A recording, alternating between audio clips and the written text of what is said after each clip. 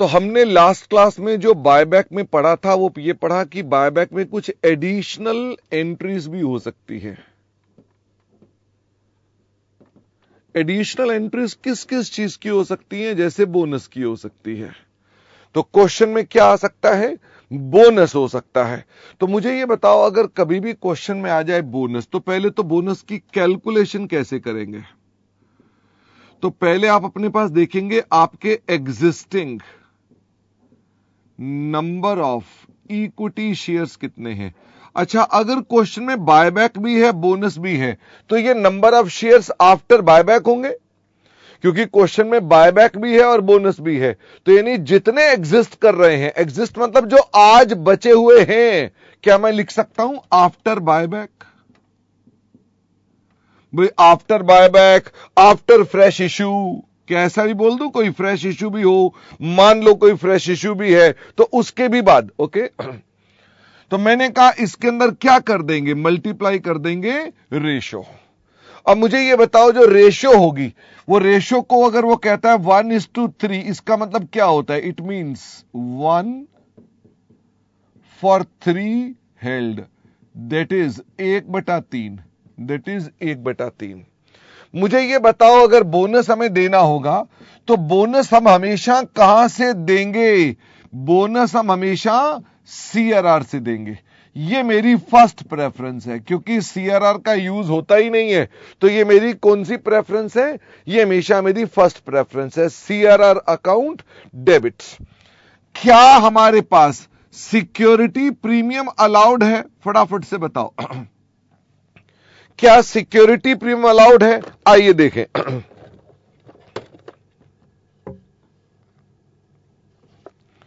अरे भाई चल जा चल जा चल जा, ये लो। मुझे फटाफट से बताओ, चाहे कोई कंपनी 133 में कवर्ड है चाहे नहीं है, क्या बोनस के लिए हमेशा सिक्योरिटी प्रीमियम यूज हो सकता है? फटाफट से बताओ। चाहे कोई कंपनी कवर्ड है 133 में चाहे नहीं कवर्ड है, क्या बोनस का इस्तेमाल? ओके, तो सेकंड प्रेफरेंस हमारी कौन सी होती है? सेकंड प्रेफरेंस हमारी होती है सिक्योरिटी प्रीमियम। क्या लॉ में ये क्लियरली लिखा हुआ है? हां, लॉ में ये क्लियरली लिखा हुआ है। अब इंस्टीट्यूट इसको फॉलो करता है कि नहीं करता, ये अलग झगड़ा हो गया। लॉ में ये साफ साफ लिखा है कि आपको ये लेना है। आईसीआई ये जनरली क्या करता है? ये छोड़ देता है। ओके, आप जनरली अगर आईसीआई के साथ बिल्कुल ही मैच करोगे तो आप छोड़ दो तो कोई दिक्कत नहीं। आप ले भी लोगे तो कोई गलत नहीं हो जाएगा। अगर आप ले भी लेंगे तो इंस्टीट्यूट गलत नहीं कर सकता, फंडामेंटली आप करेक्ट कर रहे हैं। अब मुझे ये बताओ, ये भी ना हो तो थर्ड प्रेफरेंस क्या होगी? फटाफट से बताओ, थर्ड प्रेफरेंस क्या होगी? थर्ड प्रेफरेंस होगी रेवेन्यू रिजर्व या free reserves account debit to. Entry क्या होती है?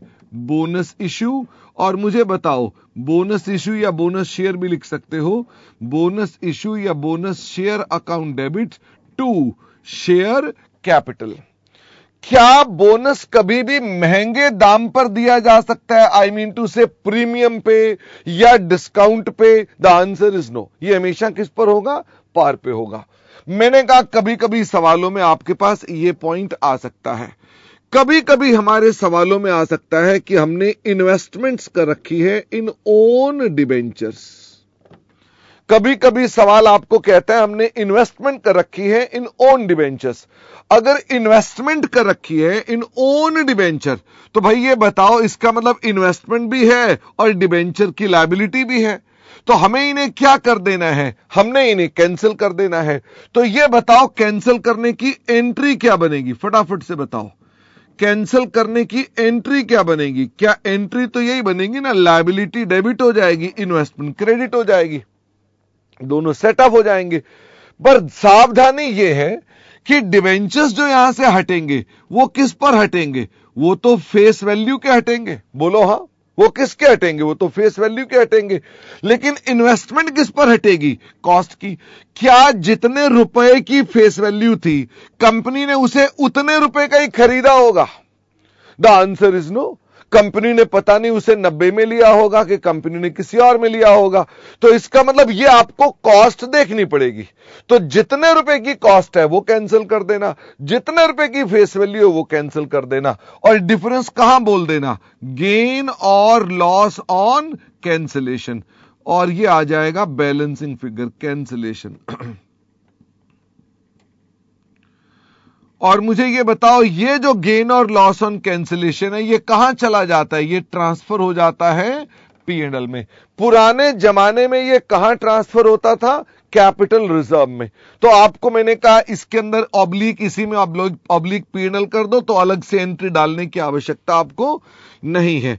फिर हमने कहा कि कभी कभी सवाल में रिडम्पशन ऑफ प्रेफरेंस शेयर्स का भी पॉइंट डाल दिया जाता है, रिडम्पशन ऑफ प्रेफरेंस शेयर्स का पॉइंट भी डाल दिया जाता है, जिसको कौन सा सेक्शन डील करता है, सेक्शन 55।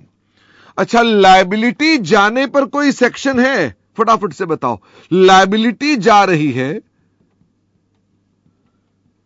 तो क्या लॉ को कोई चिंता है, या लॉ कहता है ओके बाय बाय।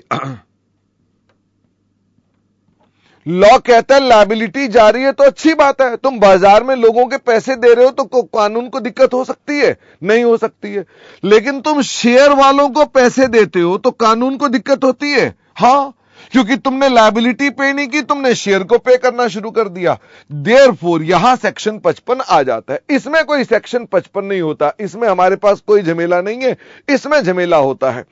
अब मुझे ये बताओ, इसके अंदर जो एंट्रीज डाली जाती हैं, एंट्रीज वही 4 ही हैं, लेकिन इसका ऑर्डर हम अलग फॉलो करते हैं। मुझे बताओ इसके ऑर्डर में हम पहले क्या करते हैं, हम पहले उसकी प्रेफरेंस शेयर कैपिटल को तथा उस पे कोई प्रीमियम ऑन रिडम्पशन अगर है उसको, उसे क्या बना देते हैं, पहले उसको प्रेफरेंस शेयर होल्डर बना देते हैं। तो मुझे ये एंट्री बताओ, ये क्या कह रही है, क्या कैपिटल को लायबिलिटी बना दिया, हा, क्या ये एंट्री देख रहे हैं, क्या कैपिटल को डेबिट करके प्रेफरेंस शेयर होल्डर बना दिया तो क्या कैपिटल लायबिलिटी बन गई। हां, preference share capital balance sheet में कहां आती है, वो तो कैपिटल में आती है, शेयर होल्डर फंड में। लेकिन अगर मैं पूछूं प्रेफरेंस शेयर होल्डर कहां आते हैं, तो वो है करंट लायबिलिटी, क्योंकि preference share holders are now to be paid, वो हमारी करंट लायबिलिटी OCL हो जाती है। नंबर 2, प्रीमियम ऑन रिडम्पशन के अंदर हम इसके लिए क्या यूज करेंगे, तो प्रीमियम ऑन रिडम्पशन को अगर राइट ऑफ करना है तो हमें क्या करना है, तो to premium on redemption, to premium on redemption. तो अगर आपकी कंपनी सेक्शन 133 के अकाउंटिंग स्टैंडर्ड अप्लाई करती है तो हम क्या यूज करेंगे, रेवेन्यू रिजर्व। अन्यथा आपके पास यहां पर सिक्योरिटी प्रीमियम भी अलाउड है और रेवेन्यू रिजर्व तो ऑफ कोर्स अलाउड है ही नहीं है। तो आप अपने पास इसको फॉलो करेंगे in your exams, follow in exam.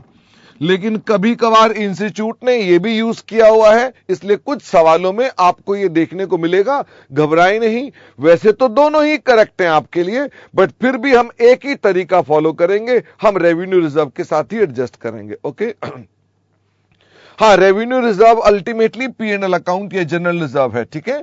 तो हमने कहा ये दूसरी एंट्री हो गई। फिर हमने कहा हम प्रेफरेंस शेयर होल्डर्स को क्या पे कर देंगे, हम बैंक से पेमेंट कर देंगे, जो अपने पास है हम